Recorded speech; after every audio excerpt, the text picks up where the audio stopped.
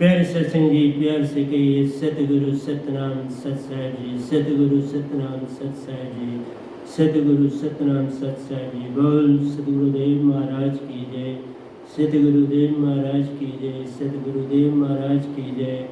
आज के सत्संग के आनंद की जय, आज के सत्संग के आनंद की जय। मैं सभी ब्रह्मांड के अंशों को, निज धाम के परम अंशों को, निज धाम के सतपुरुष जी के चरणों में मेरा कोटि कोटि प्रणाम है। वही आपको जगाने की चेष्टा कर रहे हैं। ये गदा भाई निमित बिन आपके समक्ष एक माइक का काम कर रहा है, जो निरक्षर को अक्षर में बदल के आपको दे रहा है। बाकी सारा काम सतपुरुष आप कर रहे हैं, क्योंकि आप उनके अंश और आपको वो जगाना चाहते हैं और आपको अपनी पहचान हो और अपने घर में वापस चलो। उसी के लिए मेरी ड्यूटी लगी है। तो आज प्यारी सत्संग जी 9/8/2021 है और मैं आपके समक्ष जो दोहे पहले बोले थे, अब उन दोहों का की व्याख्या करने जा रहा हूँ। लेकिन एक बात बताऊँ, ये व्याख्या कभी सच्ची या पूरी होना कठिन है। उसका कारण है कि जब मैं लिख रहा था तो दोनों मौजूद थे, वही लिखा रहे थे और मैं लिख रहा था। अब भी अगर वही बोलें और मैं बस उनको अक्षरों में कन्वर्ट कर रहा हूँ, तो फिर समझना कि आपको पूरा कुछ मिल रहा है। अगर सिर्फ ये गधा भाई बोलेगा तो वो पूरी बात आपको मिल नहीं सकती, चाहे कितना भी यत्न हम करें।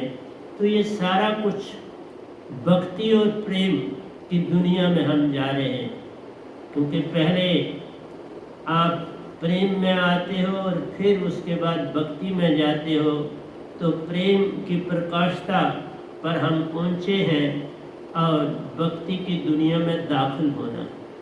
तो प्यारे सत्संग जी, इसको थोड़ा सा अगर आप अपनी सुरती को थोड़ा भी जगा लेंगे तो थोड़ी बात बनेगी। मैं एक बात आपको उदाहरण के तौर पर देता हूँ।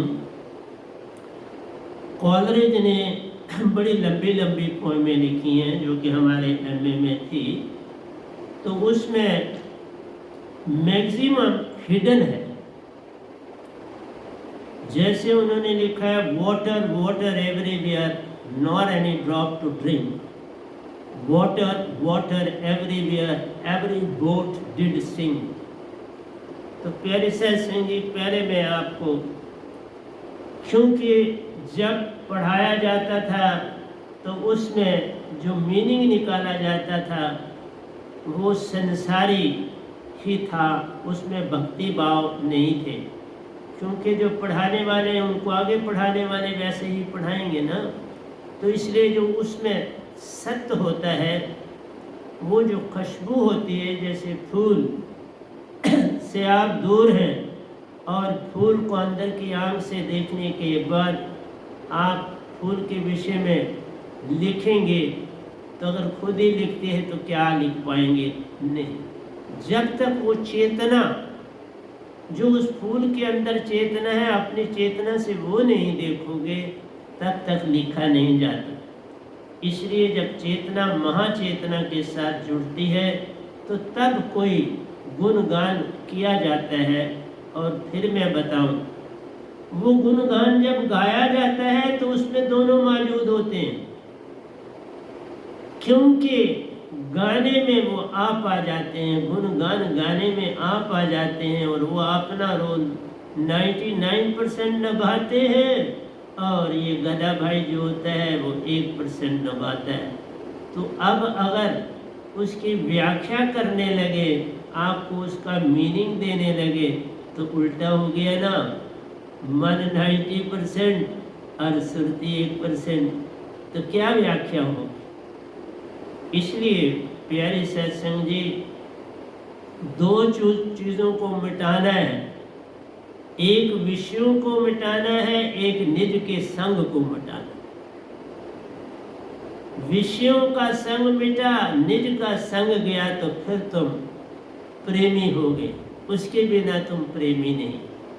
तो इसी तरह से ये जो कॉलरेज की पोएम की ये 2 लाइनें हैं, water water everywhere nor any drop to drink, water water everywhere every boat did सिंग।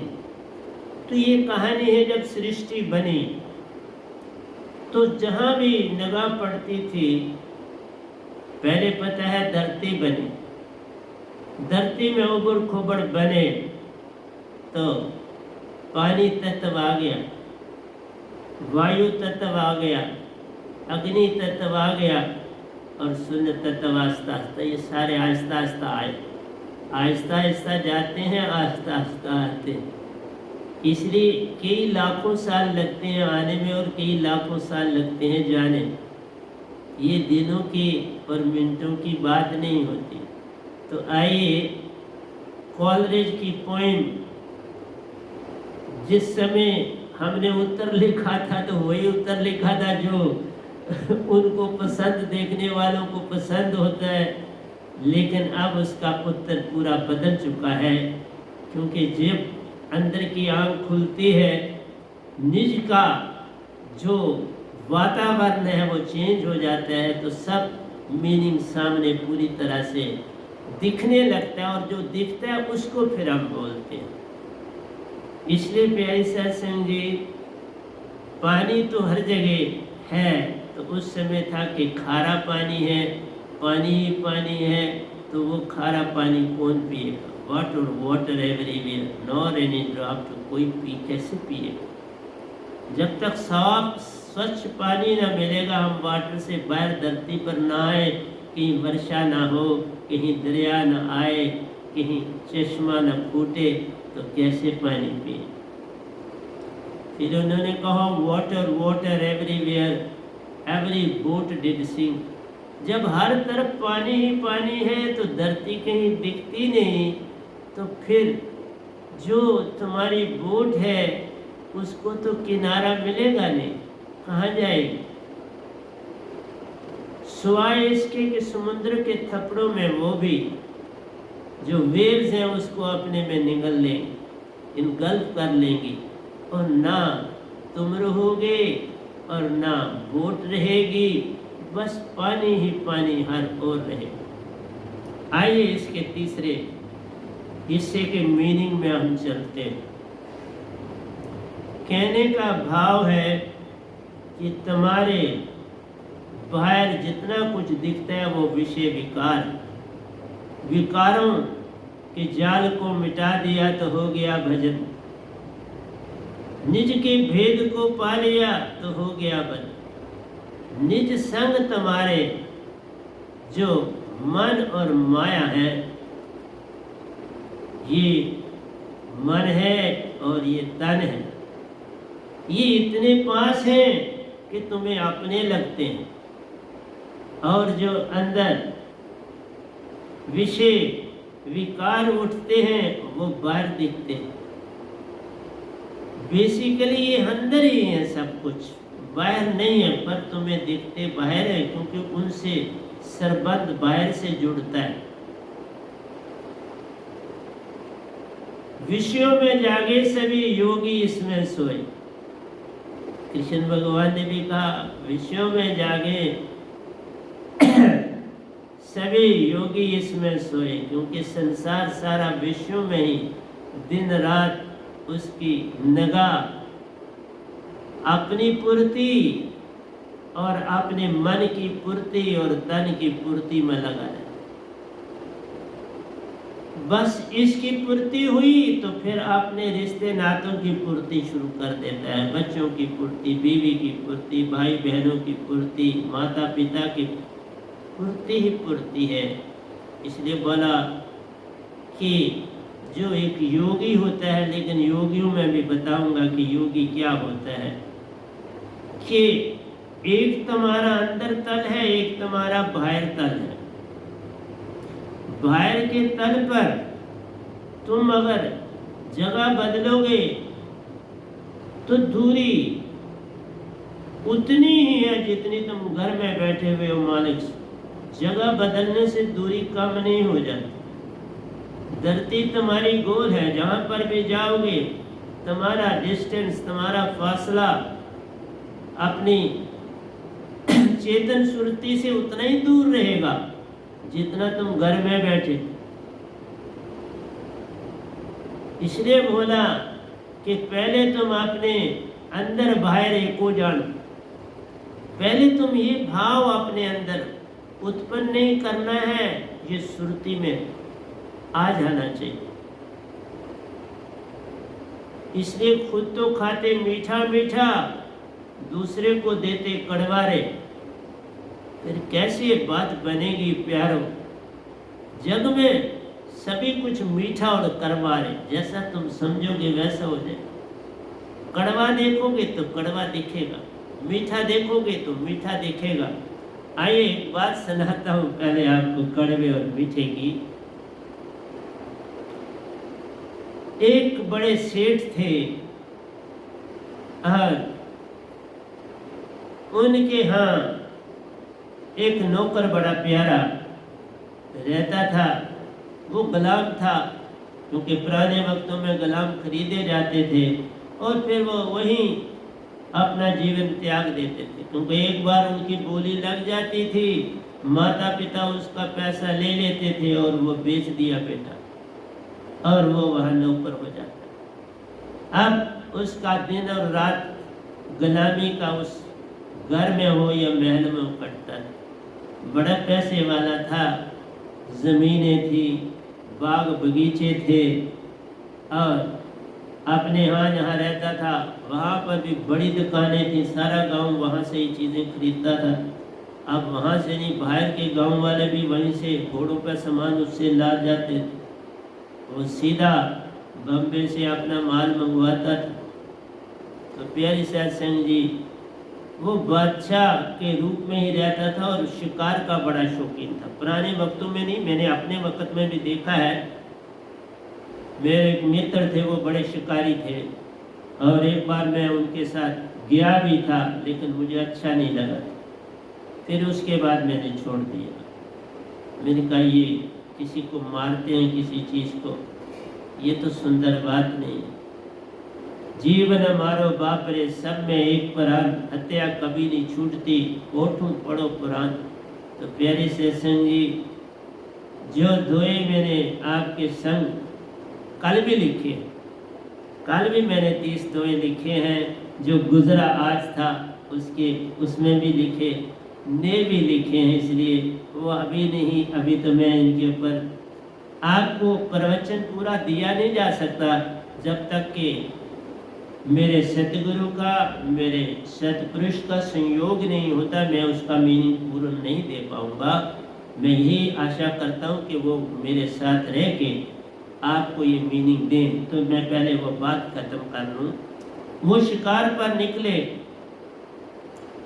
पुराने वक्तों में बड़े घने जंगल थे, मेरे होते हुए भी मैं देखा काफ़ी घने थे, और वो शिकार करते थे लोग, आम करते थे। श्रीनगर में भी देखा लोगों को शिकार करते हुए, इधर देखा। तो प्यारे सत्संग जी, उस दिन उनको कोई अपनी चाह का शिकार नहीं मिला, और थक के एक पेड़ के नीचे आए, बैठे, पहले थोड़ी रेस्ट कर लेते हैं। घोड़े भी दो उनके पास थे, तो उन्होंने कहा नहीं थोड़ा दरख्त के नीचे बैठते हैं, क्योंकि घोड़ों पर निकलते थे, वो दूर दूर निकल जाते थे शिकार के लिए। तो प्यारे सत्संग जी, वहाँ एक पेड़ था, भूख भी लगी हुई, तो एक पेड़ में आम जैसा बड़ा मोटा फल लगा हुआ, पर एक ही फल था। तो गुलाम चढ़ा पेड़ पर, वो फल तोड़ के ले आए। तो जो वो सेठ साहब थे, एक किस्म के बादशाही थे, वो कोई भी चीज़ होती है, जैसे आजकल भी आप देखो, कोई खाना बड़ा मिनिस्टर या कोई खाता है तो पहले वो अपने से थोड़ा निकालता है, तो जो सर्वेंट है उसको कहता है ये खाओ, कि कहीं ऐसा तो नहीं, गड़बड़ तो नहीं। तो जिन्होंने बनाया होता तो उनको कहता था सामने ही खाओ, वो खाते थे। जब वो देखा कि ठीक ठाक है, फिर वो खाना खाता था। तो ये बादशाह भी, जो सेठ था, ये भी यही करता था। कोई भी चीज़ इसे मिले तो पहले गुलाम को खाने के लिए देता था, फिर वो देखता था क्या इसका प्रभाव पड़ा, तो फिर खुद खाता। वो फल काटा गया, बड़ा विचित्र फल था, पहले कभी देखा नहीं था, लेकिन काटा तो बादशाह ने वो एक स्लाइस जो काटी वो दी गुलाम को, गुलाम ने खाई, बड़े मज़े से खाई। तो जब दूसरी काटी तो वो भी कहा मुझे ही खिला दो, तीसरी काटी तो भी कहा। तो 4 ही फाड़ियाँ होती हैं जब आप काटते हो सही ढंग से किसी फल की। तो जब 3 खा चुका था, अब चौथी भी मांगता है, तो बादशाह का तो कमाल आदमी है, मैं भी भूखा हूँ जैसे तू भूखा था, तो तू 3 तो खा ली, तो अब चौथी क्यों मांग रहे हो? तो उसने कहा नहीं मैं नहीं खाना, ये आपको नहीं खाने दूंगा, मैं खाता। उसने कहा ऐसा तो कभी हुआ नहीं, मैं भी खाऊंगा, भूख है लगी। तो जबरदस्ती उस गुलाम ने वो फल छीन लिया, पर बादशाह ने कहा खबरदार इसको खाया, ये मैं ही खाऊं, बिल्कुल नहीं खाया। अब हुक्म हुआ तो हुक्म को मानना पड़ता है, तो उसने पेश कर दिया। जब बादशाह ने उस फल को खाया, जब फल चाखा तो कड़वा था, जब फल चाखा तो कड़वा था, हैरान हो गए, बोला तू 3 फाड़ियां खा गया, कड़वा फल, ये तो जहर के मानत था, इतना कड़वा है और तूने खा दिया। उसने कहा तभी तो मैं नहीं चाहता था कि आप इसका स्वाद चखें, इसलिए बादशाह हैरान हुआ। वो जो सेठ था बड़ा हैरान हुआ कि कैसा गुलाम है। तो गुलाम की आप दशा देख लो। तुम्हें इसलिए सुनाता हूँ कि तुम जब तक ऐसी अवस्था अपने में नहीं सतगुरु और सतपुरुष के लिए लाओगे, तब तक भक्ति नहीं हो सकती। सब कुछ लुटाकर होश में आए तो क्या हुआ, पहले ही होश में आ जाओ, फल खाने से पहले होश में आ जाओ। हम सब उसी फल के कारण इस संसार में आए। वो हमारे पुराने ये फल ना खाते तो हम कैसे जन्म पाते। तो प्यारी सत्संग जी, मेरे दोनों का मीनिंग आसानी से नहीं समझा जाएगा, क्योंकि क्या पता मैं बोल रहा हूँ कि वो साथ बोलते हैं। अगर वो साथ बोलते हैं, मेरे सतगुरु भी और सतपुरुष भी, तीनों ही बोलेंगे तो आपको मीनिंग पूरा समझ आएगी। अगर अकेला बोलूं तो मीनिंग की समझ नहीं आएगी। और तुमने तीनों चीजें इसी तरह अपनी छोड़नी है। विषयों को त्यागना है, जो बाहर का जितना भी आपकी आशा तृष्णा है सो ये त्याग नंबर 1। और निज का संग त्यागना है। निज का संग भी तो यही है, मन और माया का निज का संग बड़ा नजदीकी, तन का और मन का। 3 चीजें त्यागनी। 3 फाड़ियां पॉइजन है, चौथा खाओ अमृत बन जाएगा। 3 तज डालो। तन को अपना मत जानो, इसको दूसरे का तन, 5 तत्व का तन, 5 तत्व का तन रचियो युक्ति कीनी विवेक। ये युक्ति से बना है, ये काल का जाल प्यारा प्यारो, जिसमें आत्म का वास। आत्म को इससे बाहर करो, पल में पाओ साथ।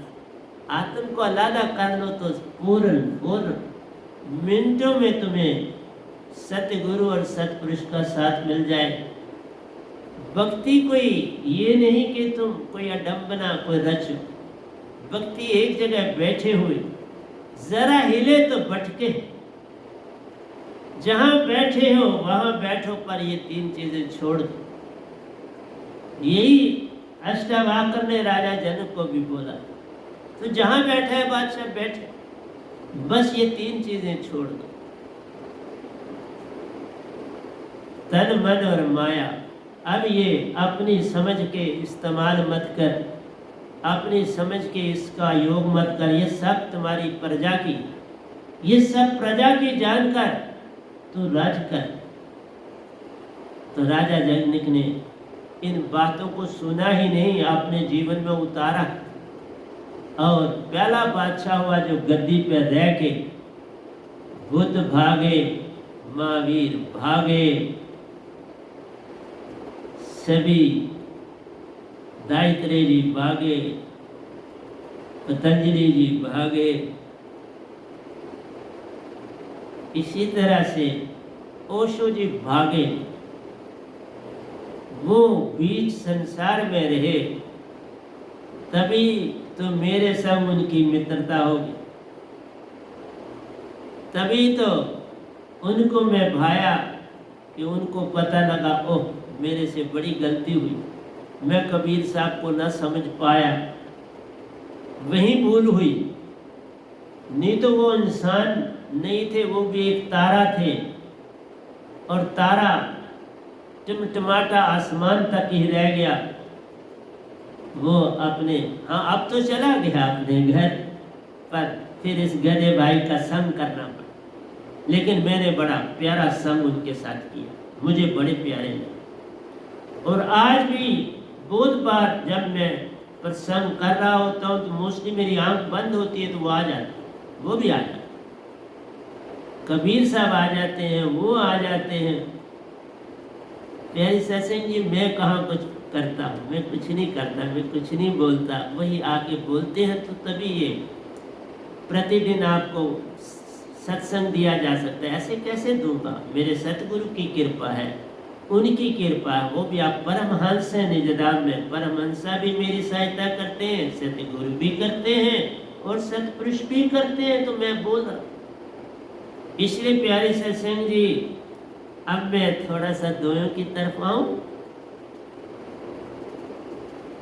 सिमरन की गति यूं करो जैसे नाद कुरम, पल भर संग ना छोड़े, प्राण तजे तहि संग। जिस तरह से संगीत क्या है, मैंने तभी कहा संगीत में आप विराजमान होते हैं, इसीलिए जो संगीत को जानता है वो अगर भक्ति में सतगुरु और सतपुरुष की कृपा से आ जाता है तो फिर कमाल हो जाता है।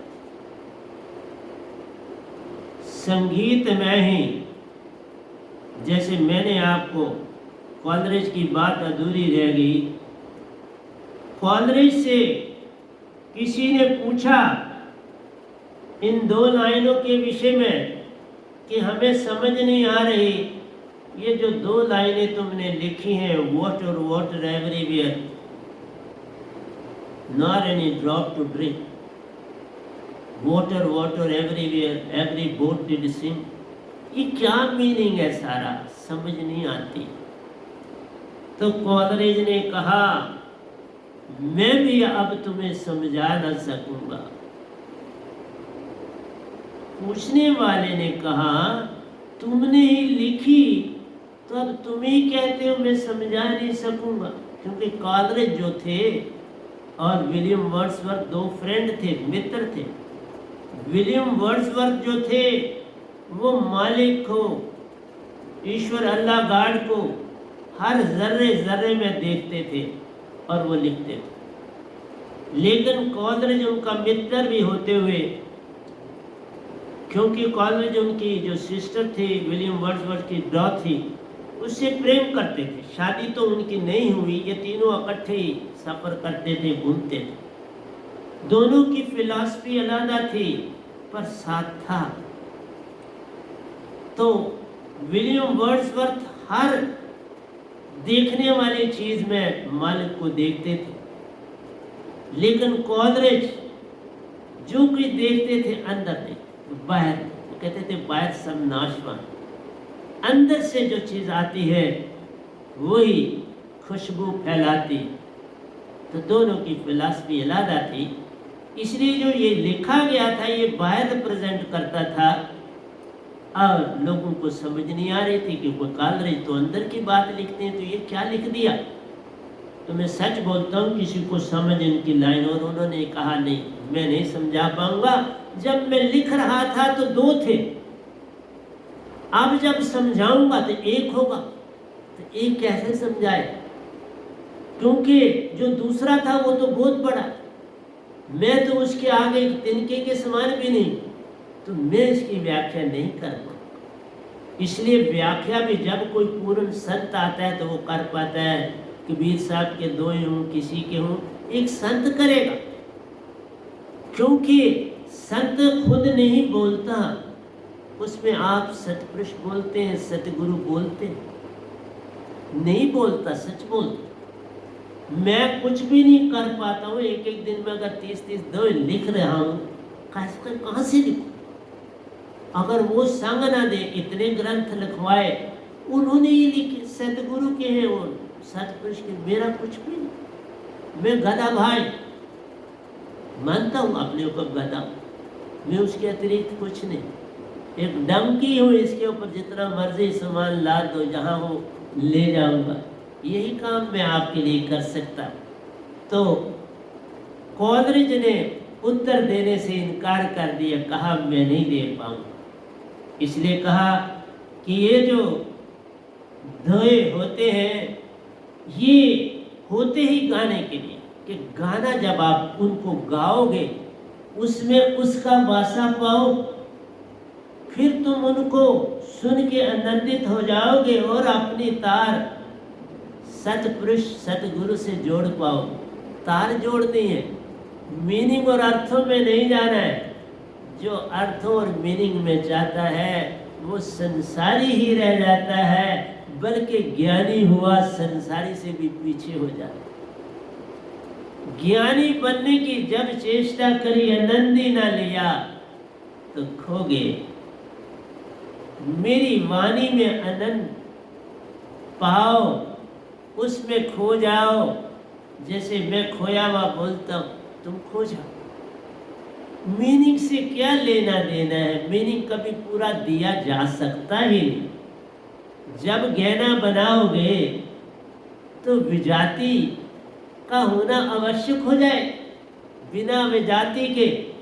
इसलिए जब आप एक दोए को शेप देते हो तो उसमें विजाति भी है और सत्य भी है, और वो प्रेम तभी कहा। विजाति और सत्य जहाँ होता है उसे प्रेम कहते हैं। प्रेम बिना विजाति के नहीं होता, तभी कहा 50-50% होता है। तुम 50% मन वाले होते हो और 50% तुम आत्मिक होते हो, तो तुम प्रेमी हो जाते। और जिस समय तुम 33% सुरतिवान होते हो और 67% मन वाले होते हो, तो संसारी होते हो। कभी तुम अच्छा कर लेते हो, कभी बुरा कर लेते हो, कभी ये कर लेते हो, कभी वो कर लेते हो। जैसे तुम्हारे अंदर की भावना, मन का भाव बढ़ा तो मन के मुताबिक चलना शुरू हो जाते हो। अगर जरा सी सुरती की एक चिंगारी लिट कर ली तो तुम उसकी तरफ चलते हो। और बड़ा अच्छा काम भी संसार में इसी तरह लोग करते हैं। इसलिए करते हैं कि जब सुरती जा जाती है तो वो दौड़ पड़ते हैं उस तरफ और कुछ कर जाते। इसलिए संगीत में खोना होता है। जैसे हिरन संगीत में खो जाता है, और संगीत बांसुरी का वो बड़ा मतवाला होता है। और जहाँ बांसुरी बजती है और वो जो शिकारी होते हैं वो बांसुरी बजाने वाले को साथ रखते हैं, दो डंडे गाड़ते हैं, उसके बीच में वो वी शेप बने होते हैं, उसमें एक डंडा लगा देते हैं और एक तरफ वो खाली होता है, एक तरफ उसको स्पोर्ट होती है। जो ही हिरन आके उस डंडे के ऊपर पांव रखता है बांसुरी सुनने के लिए, और जो ही वो बांसुरी बंद करता है तो वो अपने आप को खड़ा करना चाहता है तो वो गिर जाती है, तो वो भी जमीन पर गिर जाता है और उसकी टांगों में फ्लेक्सिबिलिटी नहीं है, एक ही टांगा जुड़ी हुई, वही अपने आप को घुटने को दोहरा नहीं कर सकता, जैसे हम करके बैठते हैं वो नहीं कर पाते, और शिकारी का शिकार हो जाता है। लेकिन वही कहा, सिमरन की गति यूं करें जैसे नाद कुरंग, उस हिरन की तरह तुम अपनी सुरती अपने मालिक और सतगुरु में डालो। सुरती तब तक चेतन नहीं होगी जब तक मेरी दात तुम्हारे पास न हो। जब तक ये दात नहीं पाओगे आप चेतन नहीं हो सकते। मैं सच बोल, कबीर साहब को हुक्म कोई नहीं है, मैं ये भी कहता कि वो किसी को दीक्षा दे, नहीं। अगर वो होती तो सत्पुरुष मुझे ना भेजते, नहीं। और उन्होंने इसलिए दे दी कि उनको था सत्पुरुष तो किसी को बनाएंगे नहीं, तो मैं ही कुछ कर देता, उस मैंने मार दी। इसलिए तो मैं बार बार ये कहता हूँ, ये गधा भाई जो आया है, जो दांत इसके भाई, ये तो 2 पैसे का भी नहीं, कौड़ी का भी नहीं, पर दांत जो लाया है, इस गधे पर जो सामान लदा हुआ है ना, वो हीरे मोतियों से भी कीमती है।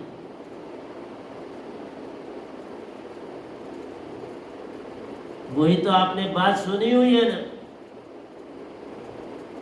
कि एक गधों को ले जा रहा था सामान ढोने के, जगह जगह ले जाते हैं और उसका पैसा लेते हैं जहाँ गधा सामान ढोता है। और उसको कहीं पत्थर मिला और उसने अपने गधे के गले में डाल दिया। एक गधे, किसी पार की जुआरी ने देखा, ये तो सोना है भाई, ये सोने से भी कीमती है, तो हीरा है, ये मोती है। तो उसने खरीदना चाहा और वहां पर भी वो इतने लालच में आया कि उसने कहा 100 रुपया लूंगा। उसने कहा नहीं, 100 रुपया ज्यादा। उसने कहा ठीक। गधे का मालिक वो भी तो गधा ही होता है। उसने कहा पड़ा है इसके गले में, अच्छा है, मिलेगा तो 100 रुपया, ठीक है, नहीं तो चलते। आगे दूसरा मिल गया। उसने पूछा क्या लोगे इसका? उसने कहा 100 रुपया। उसने 1 मिनट नहीं लगाया, उसको 100 रुपया दे दी। अब वही जो पहला था वो वापस भागा उसके पास, वो किधर गया? वो तो हीरा था। उसने कहा बाबा दे दिया किसी दूसरे को, तुमने लिया नहीं, किसी दूसरे को दे दिया। उसने कहा वो तो बड़ा कीमती था, वो हीरा था। उसने कहा मुझे पत्थर मिला था, मुझे उसका 100 रुपया मिल गया, बहुत मैं खुश हूँ उसी।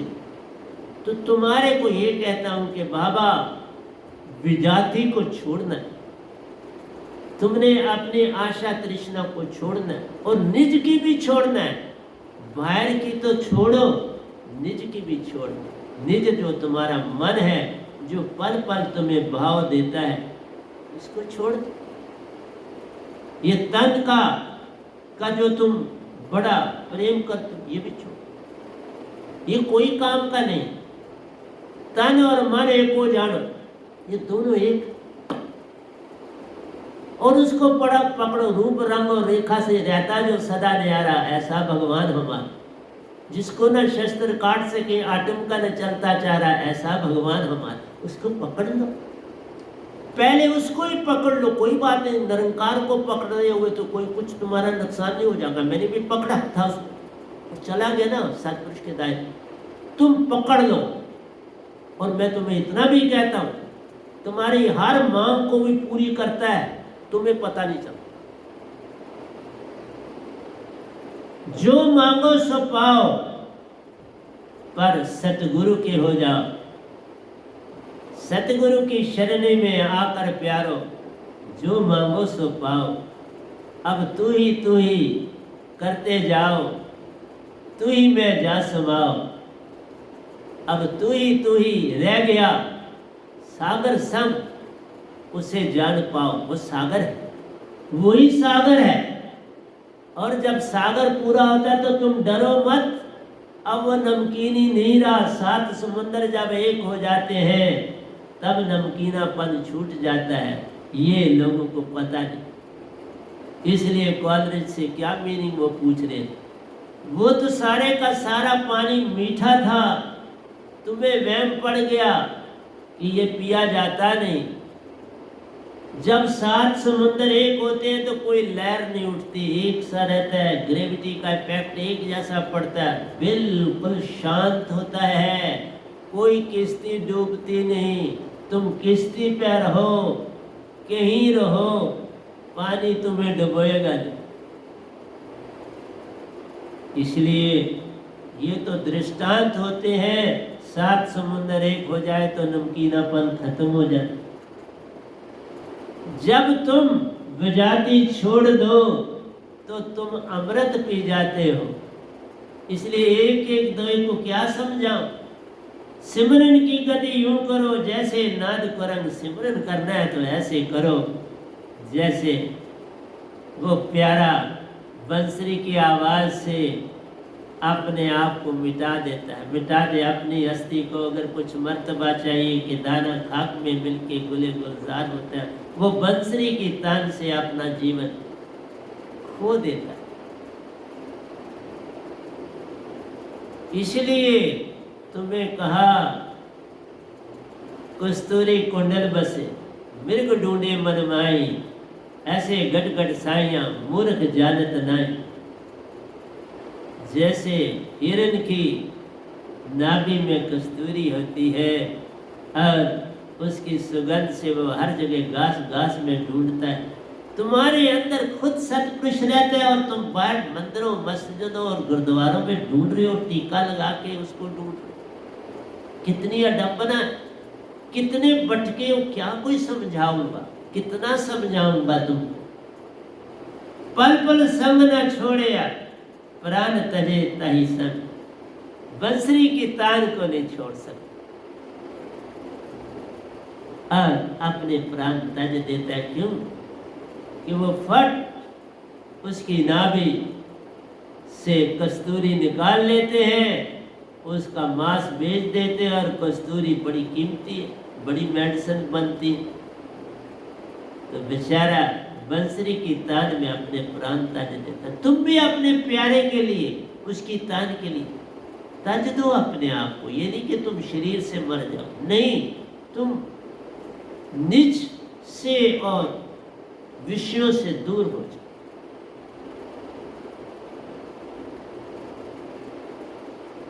जो नर विषयों से दूर हो पाता नहीं, वो काल जाल में ही रहता प्यारो, कुछ भी संग जाता नहीं। काल जाल में कुछ भी संग नहीं ले जाता, कुछ नहीं, सुई तक नहीं जाए। तुम्हारे नोट की घड़ियां यही रह जाएंगी, तुम्हारे सोने चांदी यही रह जाएंगे, किसी काम न आने वाले हैं। तो प्यारे सत्संग जी आओ, दूसरे अंतरे पर चलता हूँ, क्या करूं? एक एक धोए में इतना रस होता है कि मैं उसको कितना भी व्याख्यान करूं तो तुम वर्दों में ना जाना। मैंने जो गाया है उसको पकड़ो, बस उसमें आपको समाओ। जिसको तुम सुनते नहीं उसमें समाना।